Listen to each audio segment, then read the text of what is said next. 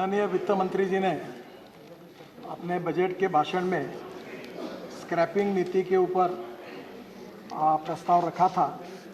उस पॉलिसी को पूरी तरह से आपके सामने मैं आज घोषित कर रहा हूं। माननीय अध्यक्ष महोदय, भारत में 51 लाख हल्के मोटर वाहन हैं जो 20 वर्ष से अधिक पुराने हैं और 34 लाख हल्के मोटर वाहन हैं जो 15 वर्ष से भी अधिक पुराने हैं। वैध फिटनेस प्रमाण पत्र के बिना लगभग 17 लाख मध्यम और भारी कमर्शियल वाहन हैं जो 15 वर्ष से अधिक पुराने हैं।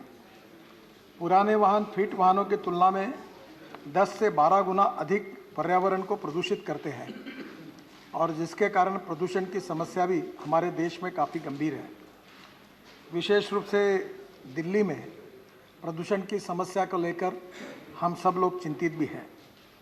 इसके साथ साथ सड़क सुरक्षा के लिए एक भारी भी जोखिम बनती है और टेक्नोलॉजी लगातार बदल रही है और जिसके कारण स्वाभाविक रूप से पोल्यूशन भी कम होता है, क्योंकि BS6 के इमिशन नॉर्म्स अब हमने स्वीकार किए हैं, जिसके कारण पर्यावरण के दृष्टि से और फ्यूल कंजम्पशन के दृष्टि से भी इस बात का विचार होना आवश्यक है। स्वच्छ पर्यावरण, वाहन चालक एवं पदयात्रियों की सुरक्षा के हित में सड़क परिवहन और राजमार्ग मंत्रालय ने voluntary vehicle fleet modernisation programme VVMP अथवा स्क्रैपिंग नीति की शुरुआत कर रही है। यह एक ऐसी विन विन पॉलिसी होगी जिसमें न केवल पुराने वाहनों को स्क्रैप करने का प्रोत्साहन मिलेगा, बल्कि नए वाहन खरीदने के लिए सामान्य जनमानस को आर्थिक सहूलियत भी मिलेगी। हमारे देश में लगभग 8 लाख करोड़ का क्रूड ऑयल का आयात होता है, जिसमें न केवल देश की आर्थिक परिस्थिति पर भी दबाव पड़ता है और पुराने वाहनों की पुरानी इमिशन टेक्नोलॉजी की वजह से अत्यधिक प्रदूषण भी होता है। यह स्क्रैपिंग पॉलिसी एक ऐसी परिस्थिति निर्माण करेगी जिसमें scrapping centres, automobile industry, component industry और सामान्य लोग, इनका सबका फायदा होगा। अभी भी पंजाब में एक इंडस्ट्री ऐसी है कि जो बाहर का स्क्रैप लाकर यहाँ ऑटोमोबाइल कंपोनेंट्स बना रही है। आपको अध्यक्ष महाराज जी ये पता ही होगा कि copper, aluminium, steel, rubber and plastic, ये पांचों रॉ मटेरियल जो है ये स्क्रैपिंग के कारण सस्ते हो जाएंगे। और हमारे पोर्ट में हमने 18 मीटर ड्राफ्ट बनाया है, तो पोर्ट के आजू बाजू में ऑटोमोबाइल क्लस्टर बनाने के लिए प्राथमिकता दी है। तो स्वाभाविक रूप से रॉ मटेरियल सस्ता होने के कारण हमारे ऑटो कंपोनेंट्स के भी कीमत में काफ़ी कमी आएगी, 40% कमी आएगी। इस समय हमारी ऑटोमोबाइल इंडस्ट्री देश की सबसे ज़्यादा रोजगार देने वाली इंडस्ट्री है। 7.5 लाख करोड़, अभी मैंने जानकारी ली, 7.5 लाख करोड़ रुपए इसका टर्नओवर है और देश में सबसे ज़्यादा एम्प्लॉयमेंट देने वाली इंडस्ट्री है और इसका 3.5 लाख करोड़ का एक्सपोर्ट है। तो ये निश्चित रूप से स्क्रैपिंग के कारण हम इंटरनेशनल मार्केट में और कॉम्पिटिटिव बनेंगे और ये जो steel, rubber, plastic, aluminium, copper सस्ता मिलेगा, इससे ऑटोमोबाइल कंपोनेंट सस्ते होंगे और हमारा एक्सपोर्ट बढ़ेगा और ग्रोथ रेट भी बढ़ेगी और एम्प्लॉयमेंट पोटेंशियल भी बढ़ेगा। उसमें व्हीकल मैन्युफैक्चरिंग कॉस्ट भी कम होगी और वाहन के मालिक को व्हीकल का स्क्रैप मूल्य जो लगभग 4 से 6% होता है वो भी मिलेगा एवं स्क्रैपिंग सर्टिफिकेट भी मिलेगा। इसके साथ साथ हमने एक एडवाइजरी भी आज निकाली है कि ये सर्टिफिकेट लेकर नई गाड़ी खरीदने के लिए जो भी कोई व्यक्ति जाएगा उसको 5% नए गाड़ी के कीमत पर सहूलियत दे। इस प्रकार की एडवाइजरी भी भारत सरकार से हमने उनको दी है। स्क्रैपिंग सर्टिफिकेट के आधार पर नया वाहन खरीदने के लिए 5% की छूट जो है वो मिलेगी और रजिस्ट्रेशन फीस और रोड टैक्स में भी भारी छूट मिलेगी। इससे लोगों को नए वाहनों को खरीदने के लिए प्रोत्साहित होंगे, जिसमें ऑटोमोबाइल सेक्टर की सेल्स और बढ़ेगी। इसमें जो राज्य सरकार का और भारत सरकार का GST है, अनुमान है कि करीब 30 से 40 हज़ार करोड़ इसमें GST बढ़ेगा, क्योंकि नए वाहनों की खरीदी बिक्री होगी।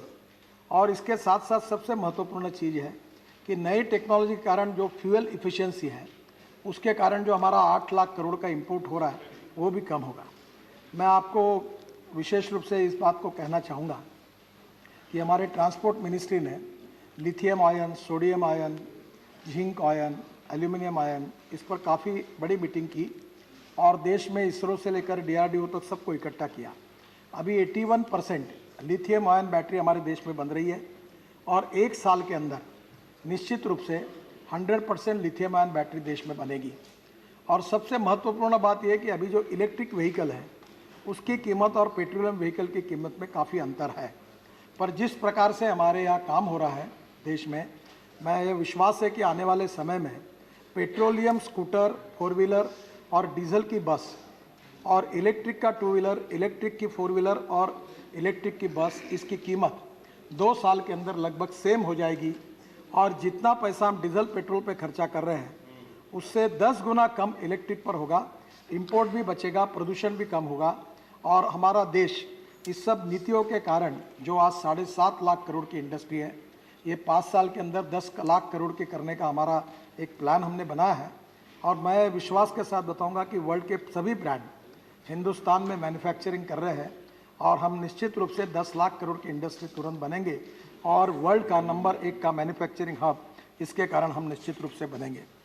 सर, ऑटोमोबाइल सेक्टर में लगभग 3.7 करोड़ लोगों को डायरेक्टली अथवा इनडायरेक्टली रोजगार दिया है और इसका टर्नओवर अभी 7.2 लाख करोड़ का है। स्क्रैपिंग पॉलिसी के लागू होने पर न केवल इन आंकड़ों में वृद्धि होगी, पर scrapping centre, automatic fitness centre की वजह से 10,000 करोड़ का अतिरिक्त निवेश और 35,000 लोगों को डायरेक्ट एम्प्लॉयमेंट मिलने की संभावना है। माननीय अध्यक्ष महोदय, अभी हमारे देश में 22 लाख ड्राइवर्स की कमी है। हर जिले में कम से कम 2 से 3 ड्राइविंग ट्रेनिंग सेंटर और कम से कम 2 इस प्रकार के फिटनेस और पॉलिटिकल सर्टिफिकेट देने वाले सेंटर्स हम पीपीपी मोड में खोल रहे हैं। मेरा सभी सांसदों को अनुरोध है कि आपके क्षेत्र में इस प्रकार के सेंटर्स करने के लिए जो बेरोजगार लोग हैं उनके लिए आप आगे आइए। सरकार से तरफ विशेष हमने प्लानिंग भी किया है और सहूलियत में उनको कुछ इंसेंटिव भी दे रहे हैं। इनडायरेक्ट एम्प्लॉयमेंट यानी कि allied service sector and research and development क्षेत्र में भी भारत से ज़्यादा लोगों को रोजगार मिलने की संभावना है। स्क्रैप मटेरियल से ऐसे एलिमेंट्स भी प्राप्त होंगे जो इलेक्ट्रिक व्हीकल के बैटरीज के रिसर्च में काम आएंगे।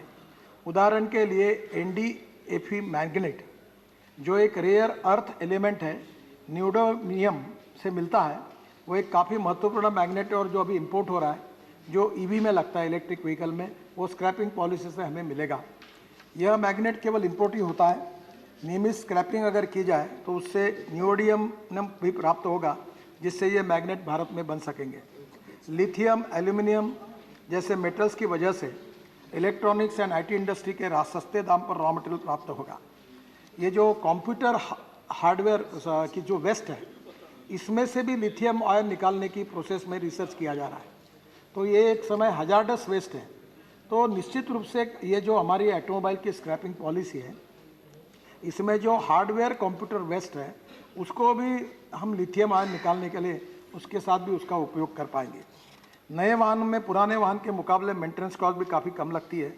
नई वाहन लाइट वेट होता है, जिसकी वजह से फ्यूल एफिशिएंसी भी बढ़ती है, तो उतने ही ईंधन में वाहन ज़्यादा चलता है और प्रदूषित भी कम करता है। मेरा आप सबसे अनुरोध है कि ये विन विन सिचुएशन है। किसी गरीब आदमी का व्हीकल हम ख़त्म कर दें, उसको बंद कर दें, इस प्रकार का भाव इसमें नहीं है। ये एक ऐसी पहल है कि जिसके बारे में सारे स्टेक होल्डर्स के इंटरेस्ट को सुरक्षित रखा जाएगा। मैन्युफैक्चरिंग बढ़ेगा, रोजगार बढ़ेंगे और सामान्य जनता की फ्यूल के कारण, मेंटेनेंस कॉस्ट के कारण बचत भी होगी। उनकी सड़क सुरक्षा का भी ख्याल रखा जाएगा और पर्यावरण के संबंध में हमारे माननीय प्रधानमंत्री जी ने जो संकल्प किया है उनको भी पूरा किया जाएगा। मंत्रालय ने अगले कुछ हफ्ते में मसौदा अधिसूचना ड्राफ्ट नोटिफिकेशन प्रकाशित करने का, जो सभी सम्मिलित स्टेक होल्डर की टिप्पणियाँ और विचार प्राप्त करने के लिए 30 दिनों का अवधि तक पब्लिक डोमेन में रखा है। स्क्रैप किए जाने वाले किसी वाहन के लिए क्राइटेरिया मुख्यतः वाहनों के व्हीकल फिटनेस पर, जो कमर्शियल वाहनों के मामले में ऑटोमेटेड फिटनेस केंद्रों के माध्यम से और प्राइवेट वाहनों के मामले में नॉन रजिस्ट्रेशन के आधार पर होगा।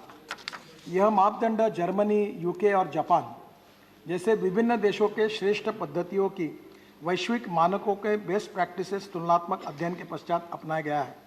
किसी भी वाहन का फिटनेस टेस्ट में असफल होने अथवा इसके रजिस्ट्रेशन प्रमाण पत्र का नवीनीकरण करने में असफल होने पर इसे end of life of vehicle घोषित कर दिया जाएगा और एंड ऑफ लाइफ है वो स्क्रैपिंग में जाएगा। वाहनों की फिटनेस निर्धारित करने के लिए मापदंड मुख्यतः इमिशन टेस्ट, ब्रेकिंग और कई अन्य परीक्षणों के माध्यम से संरक्षा उपस्करों के जो केंद्रीय मोटर वाहन नियम 1989 के अनुसार है उसके अनुसार होगा।